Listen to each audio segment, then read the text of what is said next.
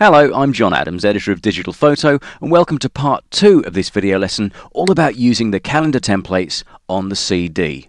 Now in part 1 we saw how to use the basic templates with an image and edit the text on a cover. And you can use that for every single template we have on offer.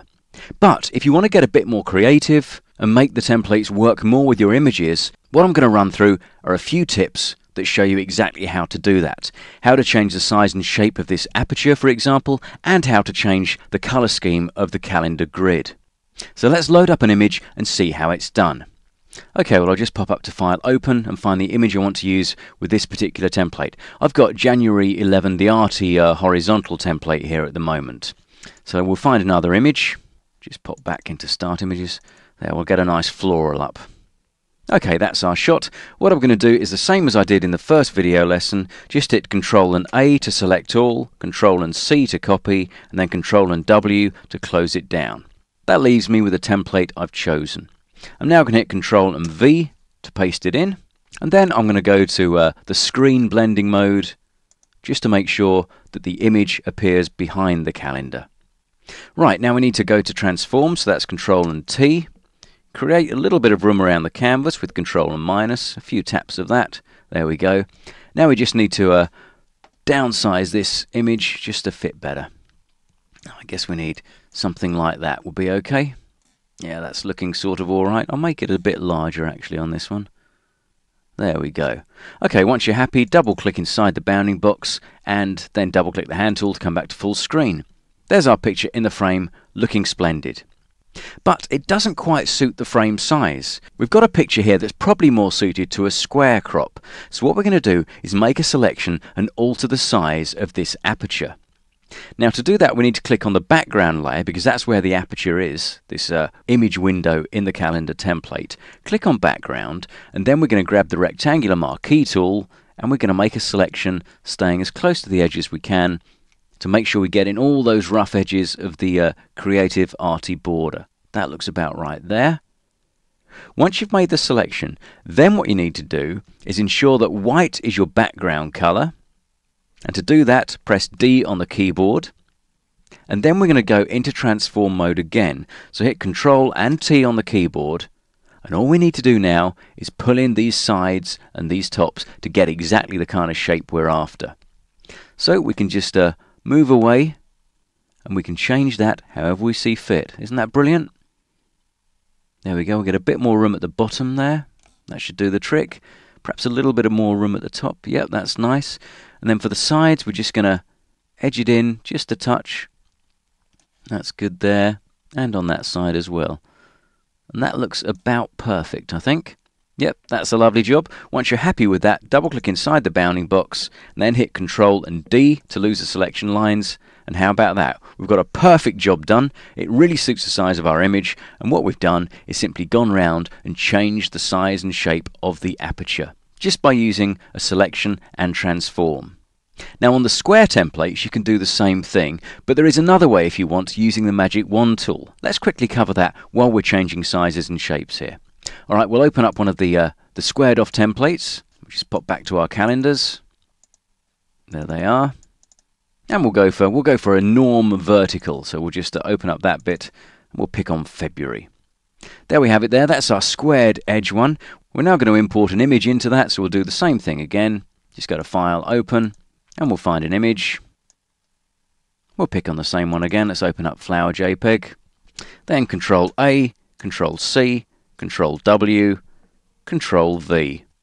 And in it goes into the new template. We now go to screen blending mode. There we go. Now all we have to do is resize the image to suit. So to do that, Ctrl and T, and then we just need to pull in these corner handles to get the thing looking a bit better in the frame. That's the kind of thing. So if we go for something like that, and now we need to change the size of our window aperture. So we'll just double click inside the bounding box to make that transform happen, and now we've got to change this box around the flower.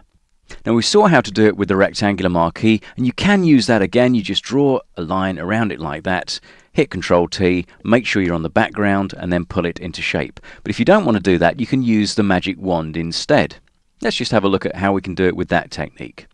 First of all, select the background layer because that's where the aperture is that we're going to change, and then go across the toolbox and pick the Magic Wand tool. Up in the options bar, make sure that tolerance is set to about 32, anywhere around that is fine, and also make sure that the contiguous box is ticked as well. Double check you're on the background layer, and if you are, all you have to do then is click once in the window. Once you've done that, the whole thing will be selected, and then you need to go to Control and T to enter transform mode, and then you can pull out these handles in just the same way. There we go. We can really make that suit our image like so. And that's all there is to it. So you can make them as big or as small as you like, just by using that simple tip. And whether you use the rectangular marquee around it, or use the magic wand for the squared off borders, it doesn't really matter, you'll get to the same place. And when you're happy with the look of it, all you got to do is double click inside that bounding box to make it happen. Then press Ctrl and D to get rid of the marching ants. Nice and simple. So that's how to change the size and shape of the windows that the pictures go in. But what about the text itself? What happens if you want to introduce a bit of colour? All the text at the moment is grey or black. But what you might want to do is make the text coordinate more with the image, so you get a really custom feel about the whole thing. Well, to do that is remarkably simple. Again, make sure that you've got the background layer selected, and provided you have, all you've got to do is select the entire text grid with the rectangular marquee. So it'll just create a bit more room. Let's just so we can see what we're doing. Then we'll zoom in a bit. There we go. So we get into our text, and then we're going to get a rectangular marquee and make sure we've got the whole thing, the whole grid. There we go. That's all selected now. All we're going to do now is hit Control and U on the keyboard, and that brings up the hue saturation palette. Now we're not going to touch the lightness slider at all, but we are going to click the colorize box.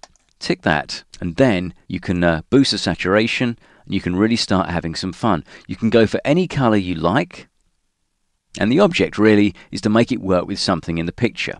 So you can mix up by using the hue and saturation sliders any color under the sun. But if you really want to make it work with the image, I'll show you a handy trick. We'll just cancel that for a second.